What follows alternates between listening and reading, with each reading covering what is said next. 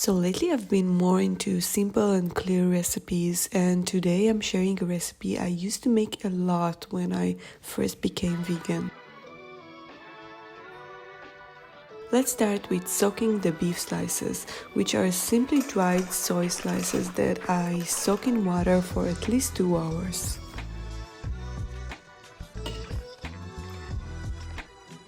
I then move on to preparing the sauce, which I like to make before frying, and I add a small amount to the pan each time.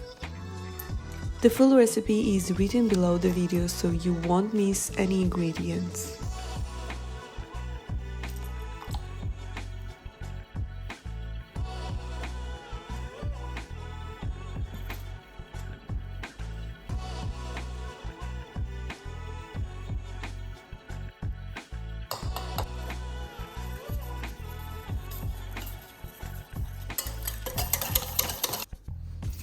After soaking, I rinse the slices well to remove some of their slightly bitter taste before squeezing them.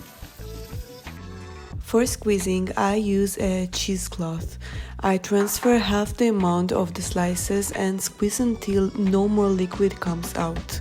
This helps the slices become less rubbery and allows them to absorb the flavors of the dish without any aftertaste.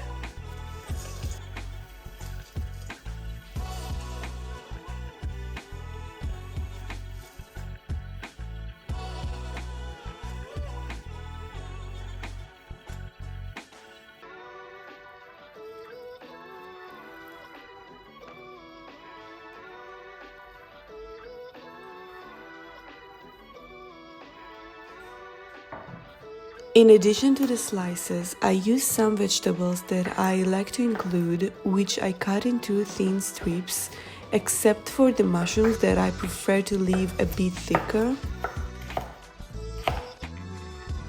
You can use other vegetables you like. I just found that these veggies combine best in terms of texture and flavor.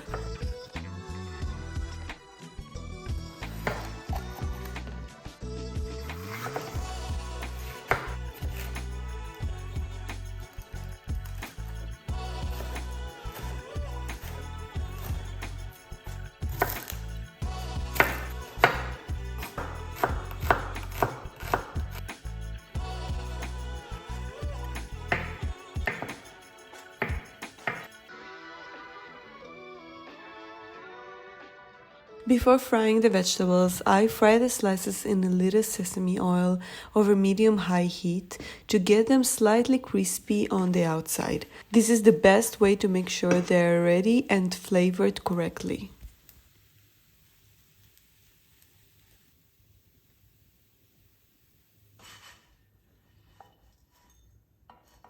After removing the slices from the pan, I add sesame oil and start frying the vegetables.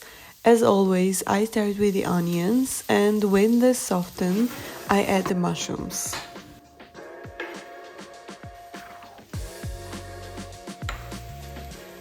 After 2 minutes, when the mushrooms browned, I add the carrot and bell pepper, which take about the same time to fry.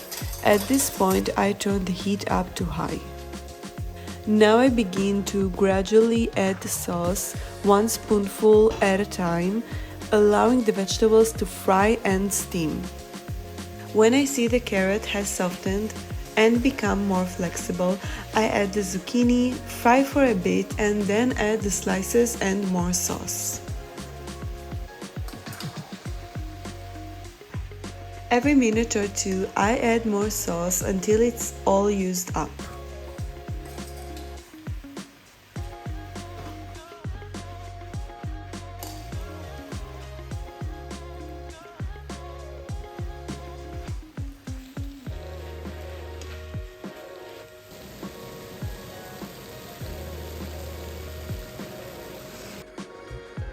I think the best combination is with white rice, which balances the bold flavors of the dish perfectly.